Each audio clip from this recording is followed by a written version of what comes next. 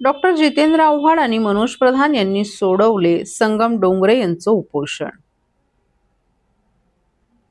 गडकरी रंगायतन शेजारी असलेल्या भूखंडावर छत्रपती शिवाजी महाराज डॉक्टर बाबासाहेब आंबेडकर यांचं स्मारक उभारावं या मागणीसाठी उपोषणाला बसलेले समाजसेवक संगम डोंगरे यांची प्रकृती खालावल्यानं डॉक्टर जितेंद्र आव्हाड आणि मनोज प्रधान यांनी डोंगरे यांची भेट घेत उपोषण सोडवलं। त्यांच्या मागणीसाठी ठाणे महापालिकेच्या सभागृहात आवाज उठवण्यात येईल असं यावेळी डॉक्टर जितेंद्र आव्हाड यांनी सांगितलं।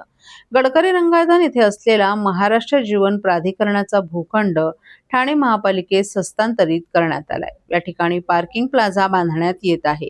पार्किंगसह या ठिकाणी मत्स्यालय, छत्रपती शिवाजी महाराज वस्तू संग्रहालय, डॉक्टर बाबासाहेब आंबेडकर ग्रंथालय आणि कम्युनिटी हॉल उभारावा या मागणीसाठी संगम डोंगरे हे उपोषणाला बसले होते।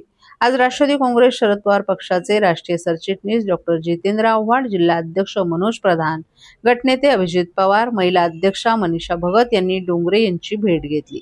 त्यावेळी त्यांचा रक्तदाब आणि रक्तातील साखरेचं प्रमाण प्रचंड खालावलं असल्याचं तपासण्यास आलेल्या वैद्यकीय अधिकाऱ्यांनी सांगितलं। त्यांचे वैद्यकीय अहवाल तपासल्यावर डॉक्टर जितेंद्र आव्हाड आणि मनोज प्रधान यांनी संगम डोंगरे यांना उपोषण मागे घेण्यास सुचवलं। आपल्या मागण्या रास्त आहेत, त्या मागण्यांबाबत राष्ट्रवादी काँग्रेस शरद पवार पक्षाचे नगरसेवक सभागृहात आवाज उठवतील, परंतु प्रकृती सांभाळली तरच लढा देता येईल असं डॉक्टर जितेंद्र आव्हाड यांनी डोंगरे यांना सांगितलं। त्यानंतर संगम डोंगरे यांनी आपलं उपोषण मागे घेतलं। उपोषण मागे घेतल्यानंतर डोंगरे यांना तात्काळ सिव्हिल रुग्णालयात उपचारार्थ दाखल करण्यात आले।